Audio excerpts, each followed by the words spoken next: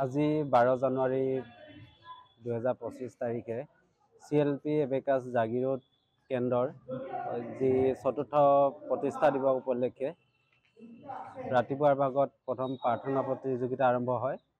প্ৰাৰ্থনা প্ৰতিযোগিতা বহুত সুন্দৰ হৈছে, বহুত ভাল লাগিছে মোৰ চাই পেলাই।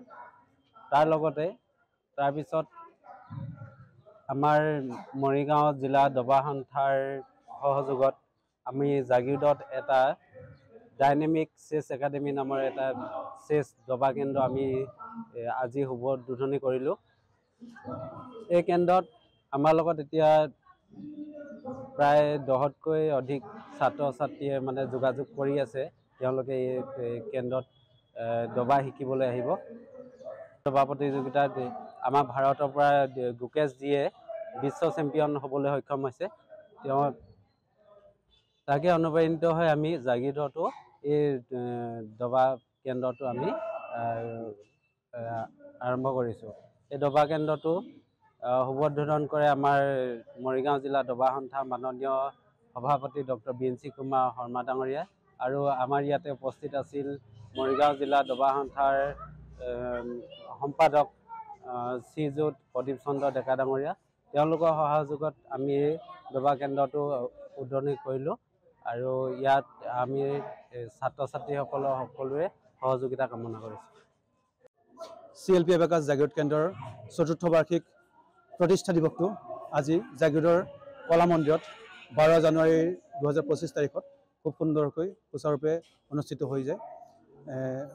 এটি ব্যতিক্ৰমী পদক্ষেপ হাতত লৈছোঁ, এটি প্ৰাৰ্থনা প্ৰতিযোগিতা, যিটো আমাৰ আজি শিশুসকলৰ মাজত যিটো চৰ্চা একেবাৰে কমি গৈছে, সেই উদ্দেশ্য আগত ৰাখি যাতে তেওঁলোকৰ প্ৰাৰ্থনাৰ প্ৰতি, তেওঁলোকৰ আধ্যাত্মিকতাৰ প্ৰতি এটি চৰ্চা অব্যাহত ৰাখে, সেই উদ্দেশ্যৰ আগত ৰাখি আমি এই প্ৰাৰ্থনা প্ৰতিযোগিতাটো হাতত লৈছোঁ।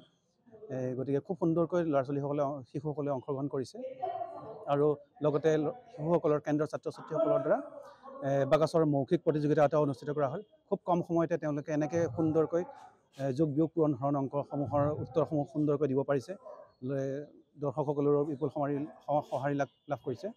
লগতে এখনি দবা কেন্দ্ৰৰ প্ৰতিষ্ঠান আমি আমাৰ কেন্দ্ৰতে মুকলি কৰাৰ সিদ্ধান্ত লৈছিলোঁ। সেই মৰ্মে আজি ডাইনেমিক চেছ একাডেমি নামৰ অনুষ্ঠানটি আজি ডক্টৰ বিএনচি কুমাৰ শৰ্মা ছাৰে, সভাপতি মৰিগাঁও জিলা দবা সন্থাৰ সভাপতি, তেখেতে শুভ উদ্বোধনী তেখেতৰ দ্বাৰাই কৰা হয়।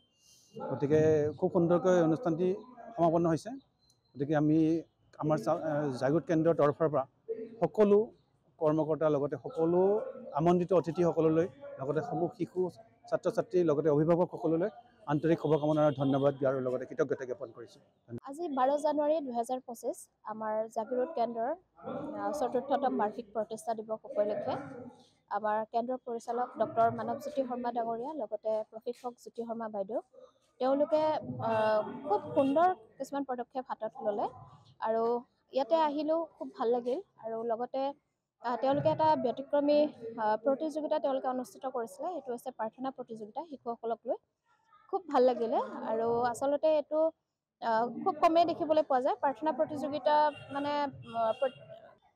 গতিকে খুব এটা সুন্দৰ বিষয়, গুৰুত্ব দিব লগা এটা বিষয় আচলতে শিশুসকলক লৈ।